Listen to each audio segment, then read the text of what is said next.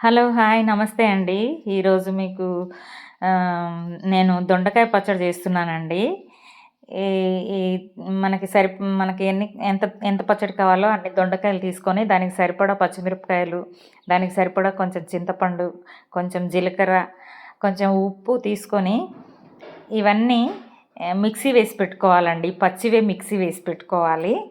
ఎందుకంటే ఈ పచ్చడి ఫస్ట్ ఫ ప నూనెలో వేయించకుండానే పచ్చడి చేస్తున్నాను.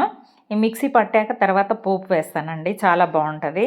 చూడండి, మిక్సీ పట్టి పెట్టేసుకున్నాను. తాలింపుకి రెడీ చేస్తున్నానండి.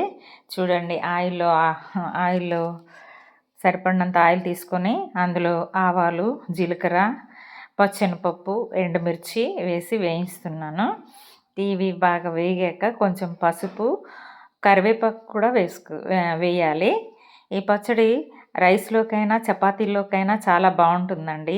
ఎప్పుడూ ఒకేలాగా దొండకాయ ఫ్రై, లేకపోతే దొండకాయ కర్రీ కాకుండా ఇలాగ పచ్చడి చేసుకుంటే చాలా బావుంటది. 2, 3 రోజులైనా నిలువుంటుంది. చూడండి, పచ్చడిలో పోపులో పసుపు వేశాను, కరివేపాకు వేశాను. ఇప్పుడు పచ్చడి వేసుకుందామండి. మిక్సీ వేసి చేసుకున్న పచ్చడి అందులో వేసుకొని బాగా మిక్స్ చేసుకోవాలండి. ఆయిల్ అంతా పచ్చడికి కలిసిపోయేటట్టు, పచ్చడిలో కలిసిపోయేటట్టు బాగా మిక్స్ చేసుకోవాలి. ఇది కొంచెము ఒక 2, 3 నిమిషాలు వేయించాలండి. ఇలాగా వేయిస్తే కలర్ కొంచెం చేంజ్ అవుతుంది. అప్పుడు బావుంటుంది పచ్చడి. ఈ ఈ పచ్చడి అట్లా అదిగోండి చూడండి, అలాగ దగ్గర పడుతుందనమాట. ఆ దగ్గరికయ్యాక ఇంకా కొంచెం సేపు వేయిస్తే అది ప్యాన్‌ను గూడా విడిచిపెడుతుంది ఆ పచ్చడి. ప్యాన్‌ను విడిచే వరకు ఆ పచ్చడి వేయిస్తే పచ్చడి రెడీ అయినట్లేనండి. చూడండి, అదిగో పచ్చడి రెడీ అయిందండి. పోపులో ప్యాన్ విడుస్తుంది పచ్చడి. చూడండి, అలాగా అయ్యే వరకు వేయించుకోవాలండి. చాలా బావుంటుంది ఈ పచ్చడి. మీరు కూడా ఒకసారి ట్రై చేయండి.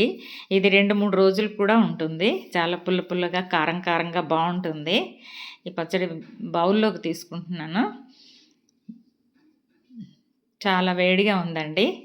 బౌల్లోకి తీసుకుంటున్నాను. అలాగే మూత పెట్టొద్దు వేడి మీద. ఆవిరికి వాటర్ వచ్చేస్తుంది కాబట్టి చల్లారాక క్లోజ్ చేసుకోవాలి. చూడండి, ఈ పచ్చడి రెడీ అయిపోయినట్టేనండి. బౌల్‌లో పెట్టేశాను. ఈ వీడియో మీకు నచ్చితే లైక్ చేయండి, సబ్స్క్రైబ్ చేసుకోండి, నన్ను సపోర్ట్ చేయండి. Thank you.